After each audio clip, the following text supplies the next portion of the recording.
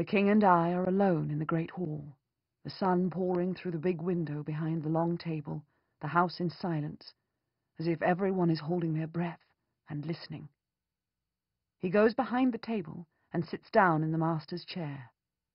"Please sit," he says, and gestures to the chair beside him.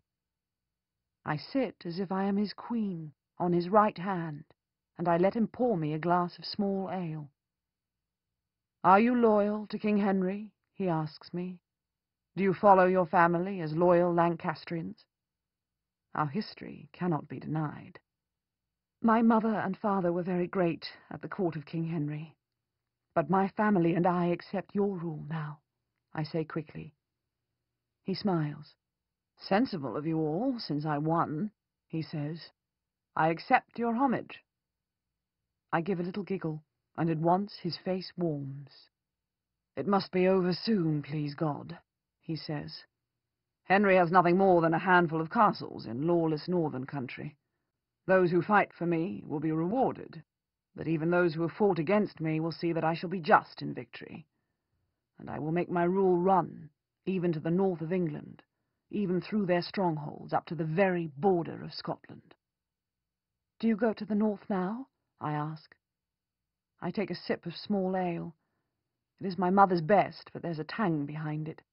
She will have added some drops of a tincture, a love philter, something to make desire grow. I need nothing. I'm breathless already. "We need peace," he says. "Peace with France, peace with the Scots, and peace from brother to brother, cousin to cousin. There's nothing that sickens a country more than its own people fighting against one another. It destroys families. It's killing us daily.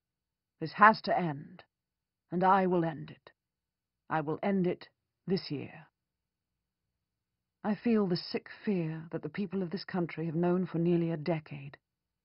There must be another battle. The Queen's army will come this way. Though my mother loved her and was the first of her ladies, I have to say that her army is a force of absolute terror. Mercenaries who care nothing for the country, Frenchmen who hate us, and the savage men of the north of England who see our fertile lands and prosperous towns as good for nothing but plunder. Last time she brought in the Scots on the agreement that anything they stole they could keep as their fee. She might as well have hired wolves. "I shall stop them," he says simply. "I shall meet them in the north of England, and I shall defeat them. I have never lost a battle. I never will." I laugh at his confidence, as if I'm not impressed. But in truth, he dazzles me. He finishes his cup of ale and gets to his feet. "Thank you for your kindness," he says. You're going now?" I stammer. "You will write down for me the details of your claim?" "Yes, but—" "Names and dates and so on. The land that you say is yours and the details of your ownership." I almost clutch his sleeve to keep him with me, like a beggar. "I will, but—" "Then I will bid you adieu. There's nothing I can do to stop him, unless my mother has thought to lame his horse." I walk with him to the door.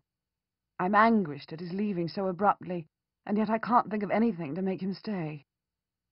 At the threshold, he turns and takes my hand.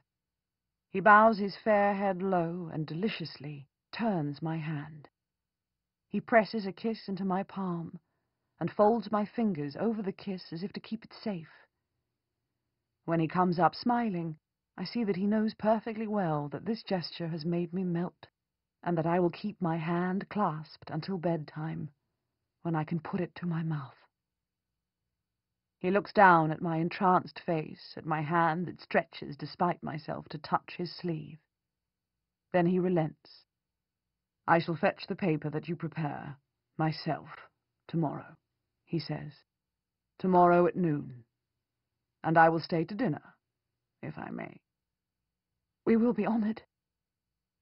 He bows to me and turns and walks down the hall, through the wide-flung double doors and out into the bright sunlight. I put my hands behind me, and I hold the great wooden door for support. Truly, my knees are too weak to hold me up. "He's gone?" my mother asks, coming quietly through the little side door. He's coming back tomorrow, I say. He's coming back tomorrow. He's coming back to see me tomorrow.